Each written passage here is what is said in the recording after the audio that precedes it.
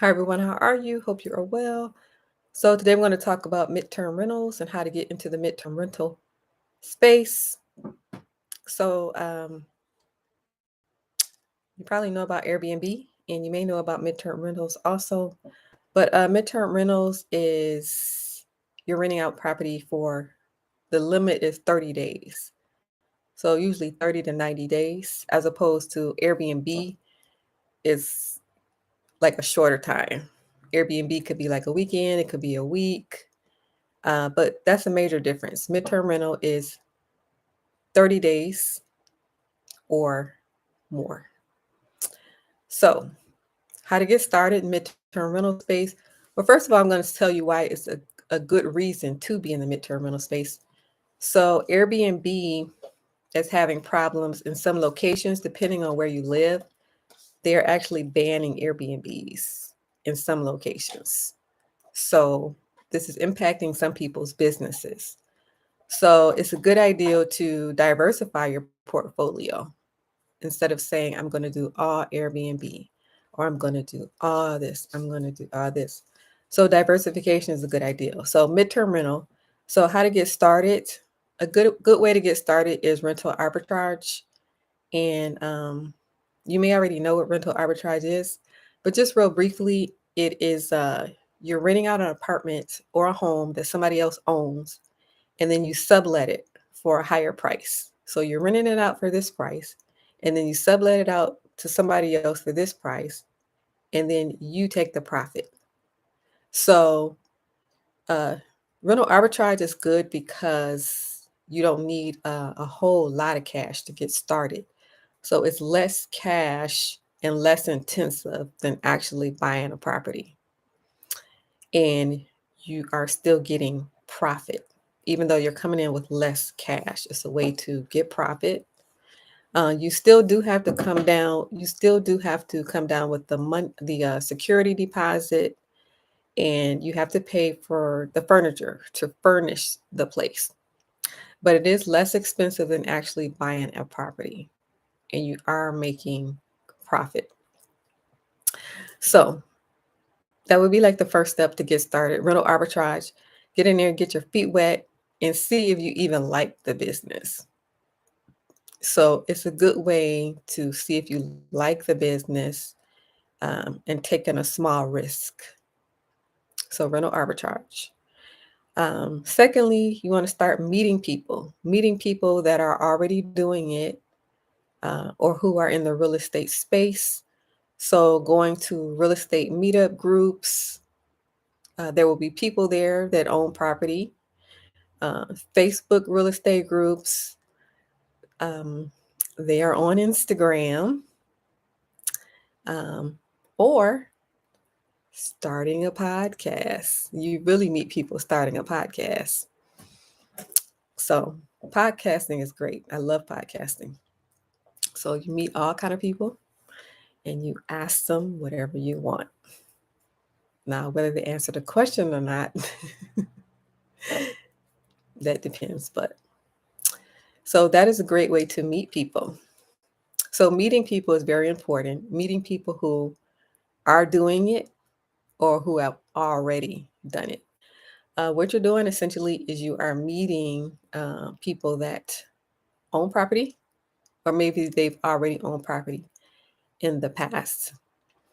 So you can actually speak with them, find out if they're interested in this rental arbitrage ideal that you have. Um, of course, it doesn't have to be one on one like that. You don't have to go to a specific group to meet them. You can just see where people list and they're looking to rent their property out. So where do you see that at? You see it on the internet. You see people trying to rent out their apartment or trying to rent out their homes. So various places, wherever people are trying to rent their apartment or their homes. And so you go to them and you speak to them and you tell them that you are in corporate housing and that you would keep their property in good shape. You tell them that you're going to save them money because essentially Um, People spend anywhere, like around $3,000 to $6,000 with turnovers. So turnovers are expensive, and people are spending a lot of money doing that because every time somebody moves, you have to paint the place, you have to put new carpeting in, you have to fix any repairs, any damages, holes in the walls, things like that. So telling them that you will save them money by preventing turnovers, and also letting them know that they are free to go to the property whenever whenever they choose. So people who own property, landlords, they essentially want a couple of things. Like, first of all, of course, they want that monthly rent, right? Also, they don't want to be bothered by their tenants, right? So they would like to be getting money every month and not being bothered by their tenants. No phone calls, no problems, don't bother me. Another thing that landlords like is they would like for their property to be kept in good shape. So when you go to them with the speech, you would just keep in mind what it is that you know that landlords want, and then convey to them that you are able to provide that. So then you're going to put the property up on Furnish Finders.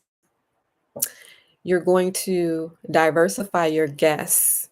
So generally, people choose a category, like I'm going to go with all nurses, or I'm going to go with all insurance companies, or I'm going to go with all grad students. But it's a good idea to have your guests diversified. So that option is really up to you, but diversification is that's your safety net right there. Diversification that goes with a lot of things, especially in the financial industry. So you can pick one category, or you can choose to diversify your category. And what you're going to do is you're going to connect with agencies. So different careers, they have different agencies that they call for jobs, for staffing jobs, for example. So nurses have agencies that they call to get a job. Um, Life insurance companies are connected with specific agencies. So what you would do is just go to those agencies directly, and this would be business to business. You're going to them as a business.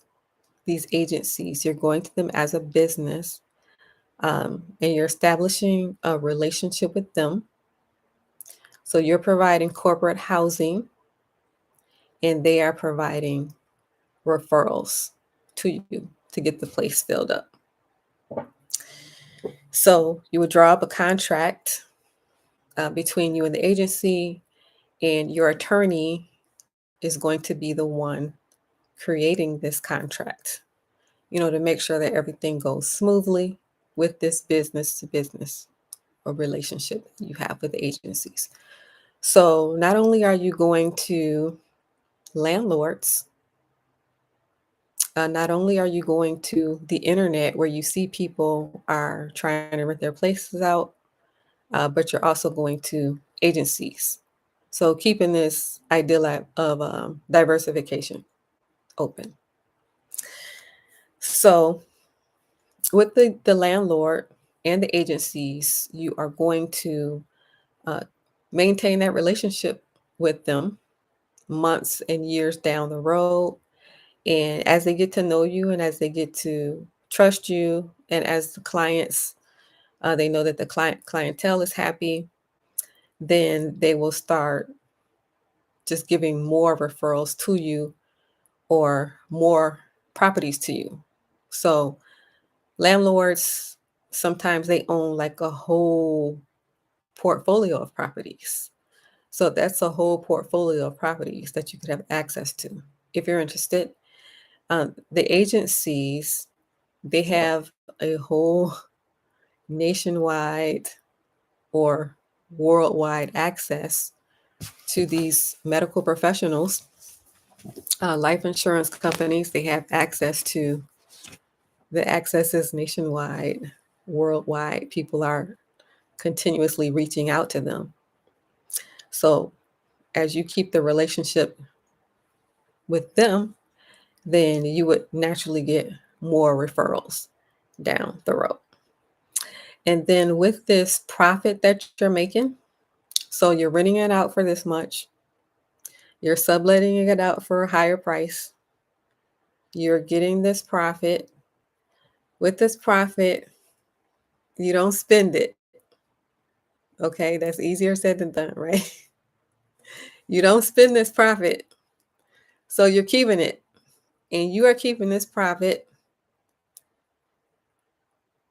In the end, you're going to buy a property. And they just repeat that cycle because it's always better to own. So the main goal is to own. So you're keeping this profit here, and then you buy a property. And with this property that you bought, you could choose to do midterm rentals. You could choose to do Airbnb.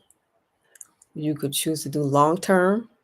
You can do whatever you desire because this is your property that you own. Section 8, if you choose to do Section 8. So the main key is that you own it. So you would have properties that you own, and then you would also have properties that you're rental arbitraging. And it's a good idea to diversify because things are always changing, right? Who would ever think that the government will come in and tell you that you have too many Airbnbs?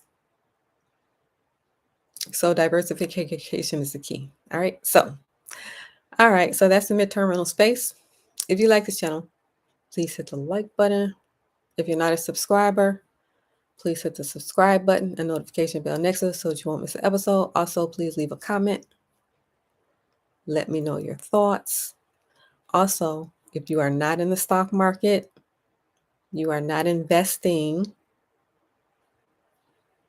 get into the stock market. Also, if you are interested in buying rental property with a community of people, check out the link below. All right. Thank you for watching. Have a good rest of your nights.